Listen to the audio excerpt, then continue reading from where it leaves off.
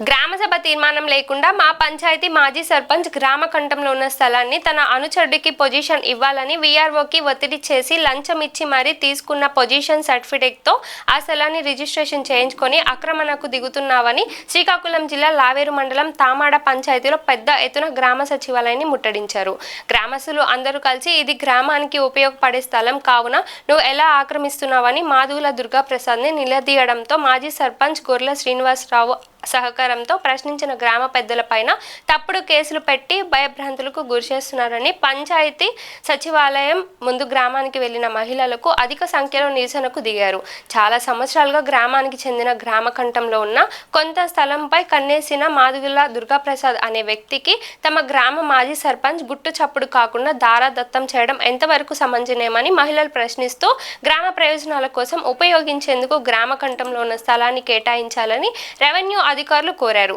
ఈ నిరసన కార్యక్రమం వద్దకు Laveru police station SI G Lakshmanarao చేరుకొని నిరసన చేస్తున్న వారితో మాట్లాడి ఈ సమస్యను అధికారులకు విచారించి వారం రోజుల పరిష్కారం చేస్తామని మాట ఇవ్వడంతో నిరసనకారులు తమ నిరసనకు నిర్మించుకున్నారు. ఏది ఏమైనప్పటికీ ఎవరైతే అక్రమంగా గ్రామ కంఠంలో ఉన్న స్థలాన్ని రిజిస్ట్రేషన్ చేయించుకున్నారో వారిపైన చట్టపరంగా చర్యలు తీసుకోవాలని పంచాయతీ ప్రజలు కోరుతున్నారు.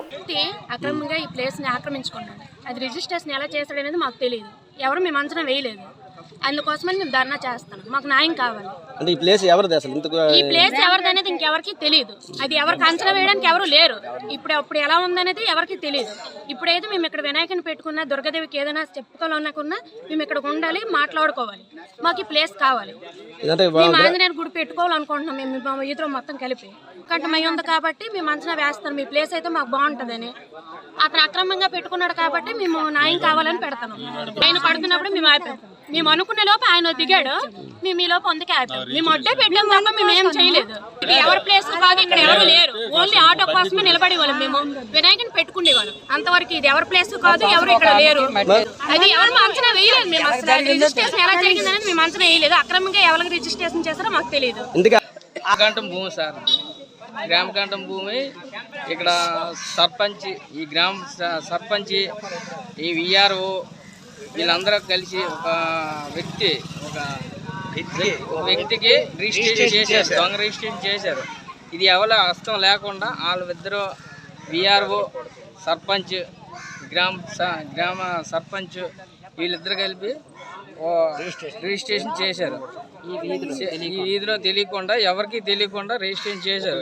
మళ్ళా ఇది జరుగుతుందని తెలిసి అడ్డు పెడితే వాళ్ళు ఇద్దరి మీద కంప్లైంట్ ఇచ్చారు. ఆ కంప్లైంట్ విత్డ్రా తీసుకుంటారా లేదా ఇచ్చారో తెలీదు. ఇచ్చారు కానీ మాకు ఇంతవరకు మాకు తెలియదు. అందు గురించి ఏంటంటే ఇది మాకు సమస్య ఈ క్లియర్ అవుతుందా లేదా. మాకు ఈ ఎంఆర్ఓ గారికి లెటర్ పెట్టాం, స్టేషన్కి లెటర్ పెట్టాం. వీళ్ళు మాకు స్పందించడం లేదు. ఇది మాకు న్యాయం చేస్తారా లేదా అని కోరుకుంటున్నాం.